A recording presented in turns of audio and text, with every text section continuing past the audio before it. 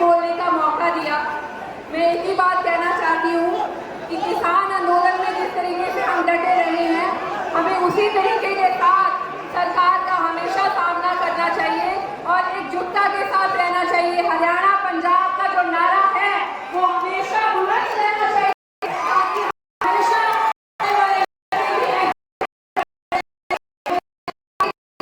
बातों का सम्मान करना चाहिए।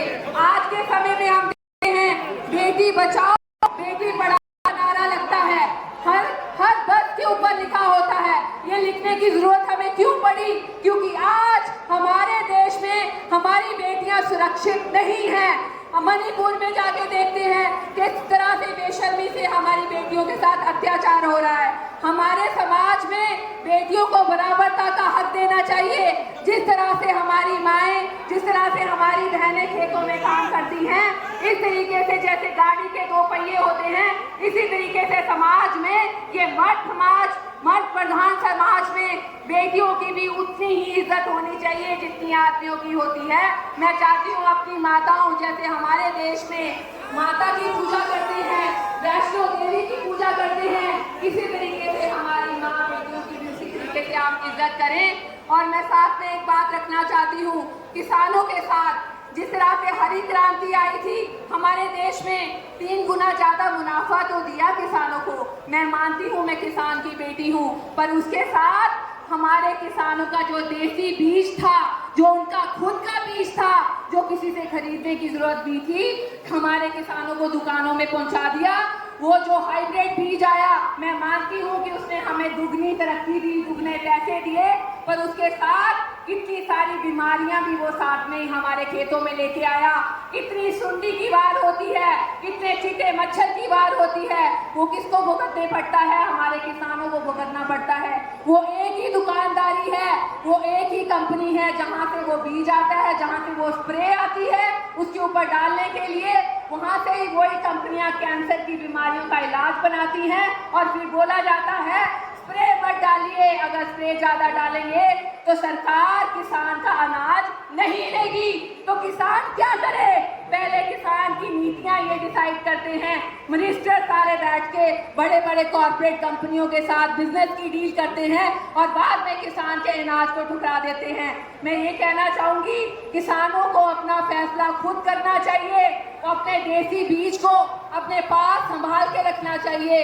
फिर ये कहते हैं कुदरती फार्मिंग आनी चाहिए, ऑर्गेनिक फार्मिंग आनी चाहिए। कैंसर जैसी बीमारियां आपके घर में आ गई, ऐसे खेत है पंजाब हरियाणा में जिसकी जमीन को भी कैंसर हो गया। किसके कारण हो गया? ये जो कंपनियां स्प्रे बनाती हैं, ये जो कंपनियां राउंडअप जैसी स्प्रे बनाती हैं, जो आपके घास की जड़ों को भी खत्म कर देता है, ये आपकी घास की जड़ों को भी खत्म कर रहा, ये आप किसानों की जड़ों को भी खत्म कर रहा है। आपको पता होना चाहिए, ये जो खतरनाक स्प्रे है, ये अमेरिका जैसी कंट्रियों में बैन हो चुकी हैं। ये वियतनाम की लड़ाई में उन्होंने गुरीला को खत्म करने के लिए, जंगलों को भस्म करने के लिए इस्तेमाल की थी और आने वाले टाइम पे वहां पर अपाहिज बच्चे पैदा हुए थे, दिमाग से पैदल बच्चे पैदा हुए थे। आज से 15 साल पहले, 20 साल पहले किसी भी गांव में अपाहिज, जहां मेंटली डिस्टर्ब बच्चे इतने पैदा नहीं होते थे जितने आज की तारीख में होते हैं। वो उसका कारण ये स्प्रे और ये राउंड अप जैसी स्प्रेयों का कारण है। तो हमें ये समझना चाहिए कि ये जो हमारी गवर्नमेंट की नीतियां हैं, हमें इनसे सोच समझ के इनकी चीज़ों को इस्तेमाल करना चाहिए। ये जितनी इंडस्ट्रीज हैं, ये सारी दूसरी कंट्रियों में बैन है, पर हमारे इंडिया, बांग्लादेश, पाकिस्तान में इनकी कंपनियां लगा रखी हैं। ये सरकार को सोचना चाहिए कि हमारे किसानों के लिए कौन सी चीज़ सही है और कौन सी चीज़ गलत है। आपने किसान आंदोलन में एमएसपी की बात की, आपने एमएसपी को फिक्स करने की बात की, उसके बाद आप आज तक, मैं कहती हूँ, दाल के ऊपर और सिर्फ जो चावल की फसल के अलावा ये किसी का एमएसपी का कोई फिक्स प्राइस नहीं देते।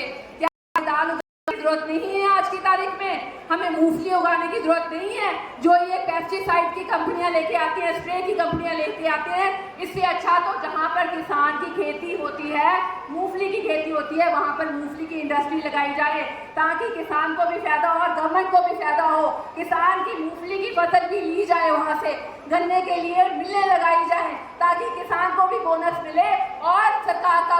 हो, ऐसी नीतियां लाने की जरूरत है हमें अपनी सरकार की, और ऐसे नेताओं के साथ चलने की जरूरत है। जैसे छोटू राम जी ने कहा था कि किसान जो है वो एक देश की, हमारे देश की रीढ़ की हड्डी है। हमें ऐसे नेता की जरूरत है जो अपने पार्टी पद से ऊपर उठकर किसान की आवाज रखें। और वो हमने किसान आंदोलन में देखा, चौधरी साहब ने किस तरीके से किसानों का साथ दिया था।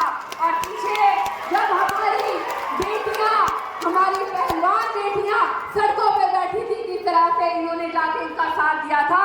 तो हमें ऐसे नेताओं की जरूरत है, किसान पुत्र की जरूरत है, वो जाट भाईचारे की जरूरत है जो मेन पद पे बैठ के किसानों की आवाज रख सकें। लास्ट में मैं सिर्फ 2 नारे लगाऊंगी जो हमेशा मैं किसान की स्टेज से लगाती आई हूँ। किसान मजदूर एकता जिंदाबाद, किसान मजदूर एकता जिंदाबाद, पंजाब हरियाणा भाईचारा जिंदाबाद। धन्यवाद। धर्मवीर, लोगों को पता तो लगना चाहिए असल बात क्या है।